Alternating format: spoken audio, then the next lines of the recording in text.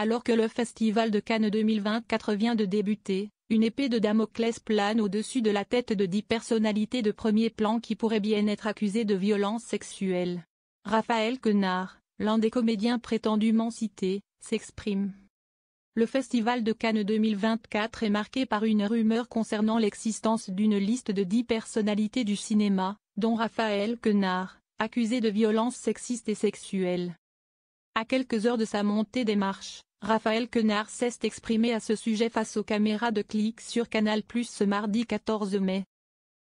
Raphaël Quenard, qui clame son innocence, n'y va pas par 4 chemins mais surtout il souligne l'importance de discuter des violences faites aux femmes dans le cinéma afin de permettre des avancées majeures. La tension est à son comble. Depuis plusieurs jours, une rumeur se fait entendre, prend de l'ampleur, inquiète. Il existerait une liste de 10 personnalités du cinéma embarrassées par des agissements inappropriés. 10 comédiens, réalisateurs et producteurs de premier plan. 10 hommes qui seraient coupables de violences sexistes et sexuelles. 10 affaires #métaux qui pourraient éclater. Pendant la grand-messe du cinéma mondial, à savoir le Festival de Cannes. Ce mardi 14 avril, la croisette était en ébullition.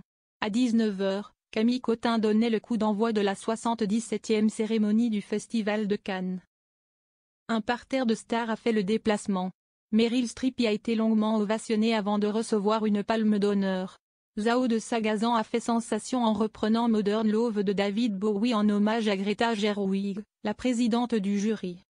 Et peu après, c'était Quentin Dupieux et son équipe qui étaient mis à l'honneur. Le réalisateur pouvait se targuer de faire l'ouverture du festival avec son nouveau long-métrage, le deuxième acte. Un film dont les têtes d'affiche sont Vincent Lindon, Léa Seydoux, Louis Garrel et Raphaël Quenard. Sauf qu'il y a un hic.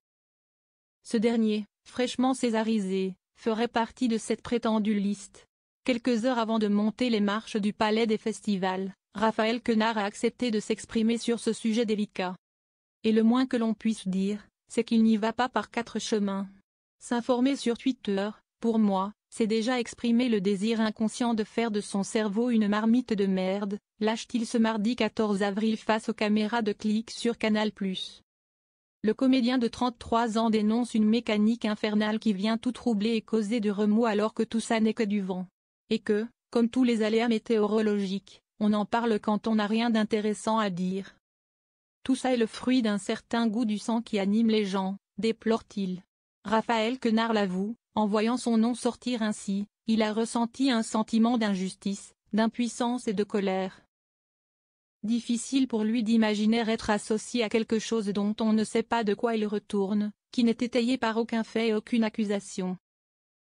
Raphaël Quenard souligne l'importance que ces sujets soient mis sur la table. Il regrette ainsi l'effet boule de neige favorisé par les réseaux sociaux. La rumeur prolifère du fait d'inconscients qui répètent des il paraît que.